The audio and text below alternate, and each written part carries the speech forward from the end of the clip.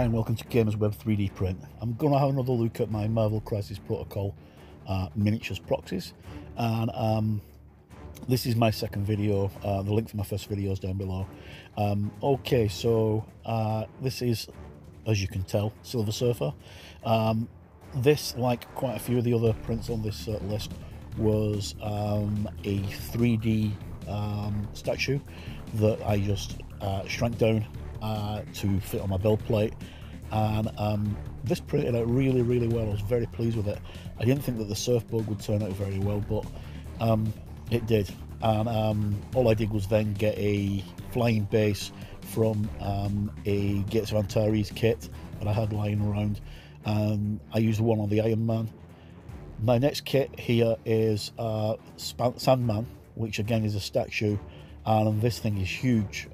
It fills the build volume of my printer easily, so all I did was just shrink it down, and this is about as big as I could get it onto the plate without losing fingers and stuff, and it printed quite well. I'm very pleased with it, and the sound effects look very good.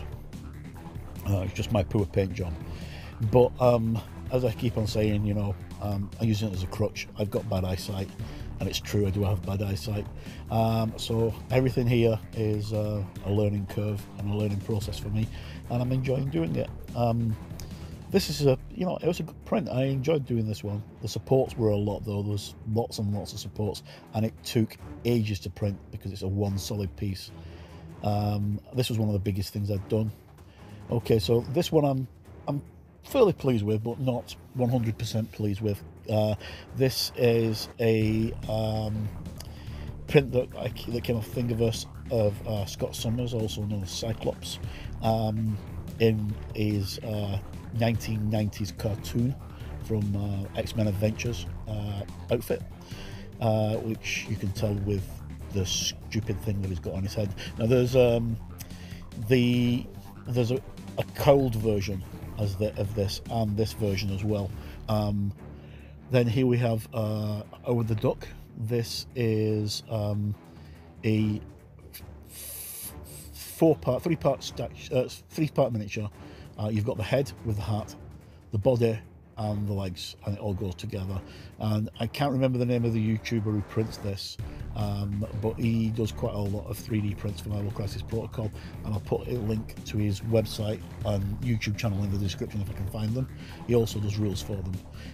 Now going on, this is a print off Thingiverse. This one's been around for ages.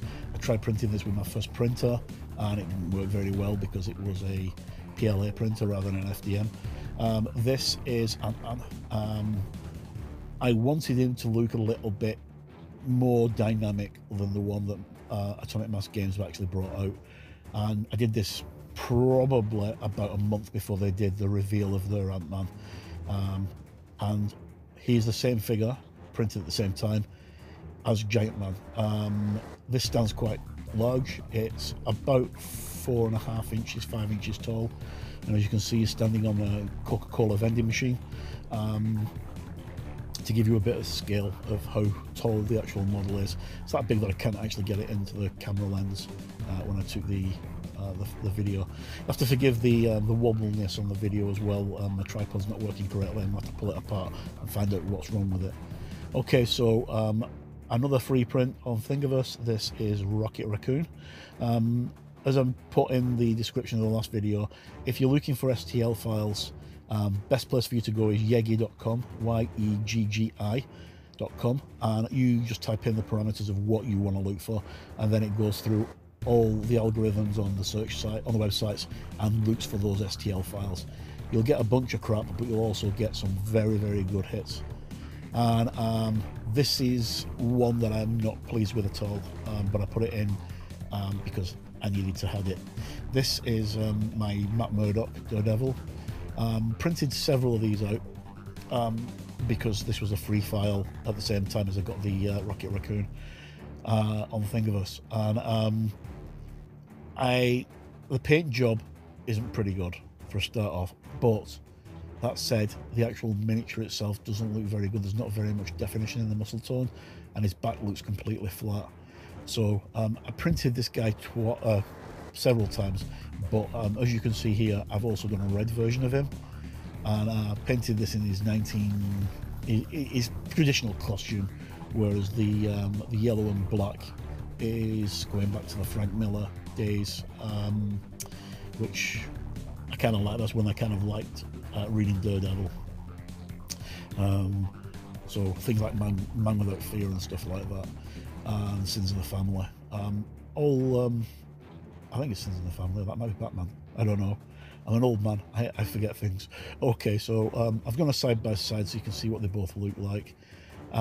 It's nowhere near as dynamic as the Atomic Mass Games one, and though you can see for the side by side. Now, I'm not condoning any of the things that Atomic Mass Games do. I absolutely love Atomic Mass Games, and if you watch my videos on YouTube, I've done probably about 18 on them. But this is something that Atomic Mass Games should have done.